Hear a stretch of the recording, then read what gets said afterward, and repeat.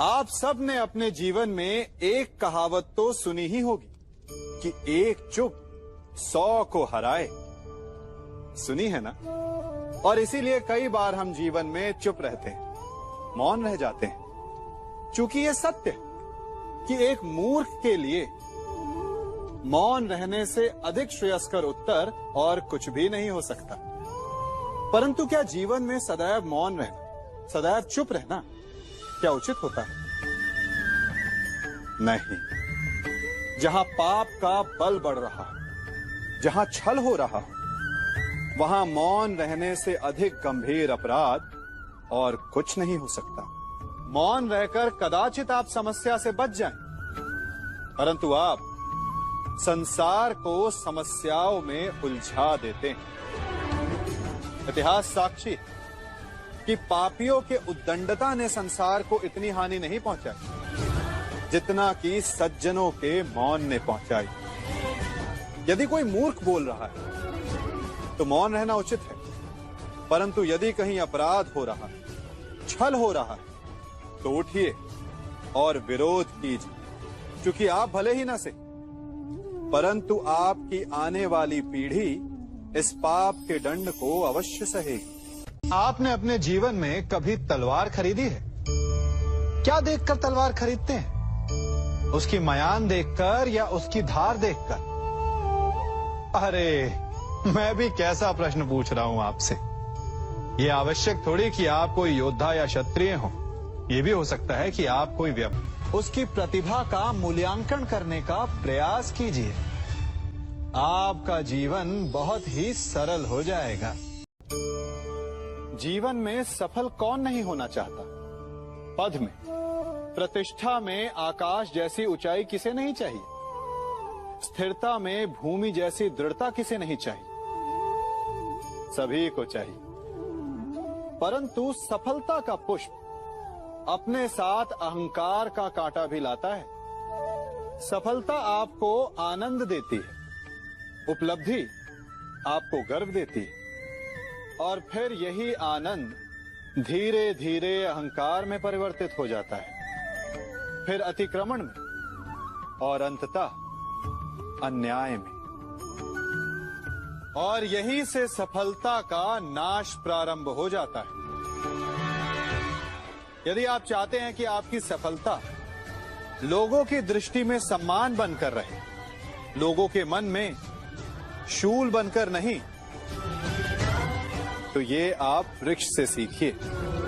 फलों से लदने के पश्चात वो झुक जाता है। उसी प्रकार सफलता मिलने पर विनम्रता अधिक आवश्यक है, और जीवन में अधिक सफलता पाने के लिए या पाने पर और अधिक विनम्र हो जाना चाहिए। संसार का सबसे बड़ा पाप क्या है? असत्य बोलना, हत्या कर देना, चोरी करना या किसी का अपमान करना। संसार का सबसे बड़ा पाप है किसी निर्बल को सताना, और संसार का सबसे बड़ा दंड भी उस निर्बल के मुख से निकली हाय है। आप देख रहे हैं मैं क्या कर रहा हूं? मैं लौह पिघला रहा हूं, और ये लौह पिघलता है इस चमड़ी की बनी धूनकी से निकली हवा से। तनिक सोचिए, एक मृत पशु की खाल से बनी धूनकी इतने कठोर लोहे को भस्म कर सकती। ठीक उसी प्रकार आप चाहे जितने भी शक्तिशाली क्यों ना हो, यदि आपने किसी निर्दोष, किसी निर्बल को सताया, तो उसके मन से निकली हाय और उसका श्राप आपके जीवन को भस्म कर सकता है। मनुष्य भी बड़ा विचित्र प्राणी है। अपनों से नीचे के स्तर के लोगों को वो हे दृष्टि से देखता है, उनका उपहास उड़ाता है, उनसे बार बार कहता है कि तुम्हारा कुछ नहीं हो सकता, तुम भविष्य में कुछ नहीं कर पाओगे। जब मनुष्य के पास धन, संपत्ति, मान होता है तो वो दूसरों का आदर नहीं करता, परंतु वो एक बात भूल जाता है कि उससे भी अधिक शक्तिशाली कोई अस्तित्व में है, और वो है समय। काल। काल अपना चक्र कब बदलेगा ये कोई नहीं जानता। समय अपनी करवट कब लेगा ये कोई नहीं जानता।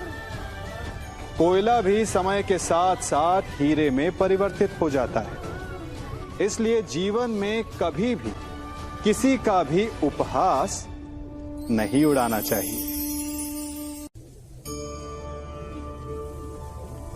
कभी सोचा है हमारा जीवन भी उस रेत की घड़ी की भांति है। जो रेत नीचे गिर चुकी है वो हमारा अतीत है। जो अब भी ऊपर है वो हमारा आने वाला भविष्य है। और वर्तमान ये संकुचित स्थल है जहां से धीरे धीरे करके रेत गिर रही है। अर्थात हमारे पास जीने के लिए यही एक क्षण है। उसका उपयोग कैसे करना है ये हम पर निर्भर करता है। जो बीत गया उसका दुख मनाना है, या जो भविष्य में होने वाला है उसकी प्रतीक्षा में क्रोध करना है। सब कुछ करने के लिए यही एक क्षण है। प्रसन्न रहना है तो उसके लिए भी यही एक पल है। प्रतीक्षा करते रहोगे तो ये पल भी भूतकाल में बदल जाएगा। इसलिए आनंद के लिए, परोपकार के लिए प्रतीक्षा ना कीजिए। आपके पास जो पल है उनका भरपूर सदुपयोग कीजिए, क्योंकि इस घड़ी को पलटकर आप फिर से समय अवश्य गिन सकते हैं, परंतु अपना बीता हुआ समय आप वापस नहीं लौटा पाएंगे। हम सब अपनों की, अपने मित्रों की, परायों की सहायता करते हैं, परंतु हम सब के मन में एक व्यथा रह जाती है कि वो हमारा उपकार भूल गया, कि उसने हमें सम्मान नहीं दिया, कि समय पड़ने पर उसने हमारी सहायता नहीं की। होता है ना ऐसा? अब प्रश्न ये उठता है कि क्या हमें उपकार भुला देना चाहिए या नहीं? और उत्तर भी दो हैं, हां भी और ना भी। हमें दूसरों पर किए गए उपकार को भुला देना चाहिए, परंतु यदि किसी ने हम पर उपकार किया है तो उसे नहीं भुलाना चाहिए। यदि दूसरों पर किए उपकार भुला दिए तो अपेक्षा नहीं रहेगी। अपेक्षा नहीं रहेगी तो वो टूटेगी नहीं, मन कुंठित नहीं होगा। और स्वयं पर किए गए उपकार को स्मरण रखा तो उसे चुकाने के लिए सदा तत्पर रहेंगे, उपकार करने वाले के कृतज्ञ रहेंगे, तब भी मन प्रसन्न रहेगा।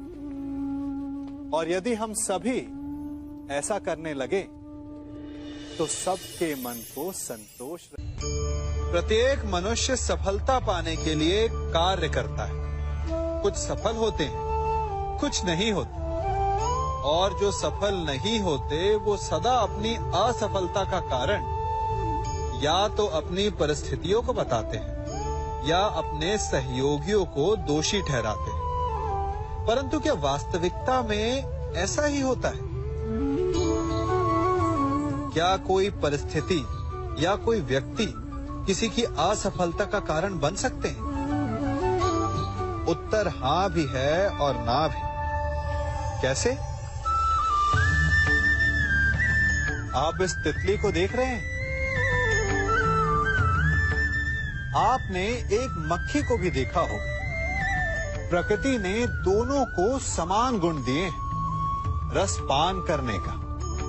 एक तितली फूलों पर जाकर उसका रस लेती और इस अवस्था में नए फूल खिलने की व्यवस्था भी करती है। और मक्खी घाव पर बैठती है, घाव को सड़ाती है और रोग भी फैलाती है।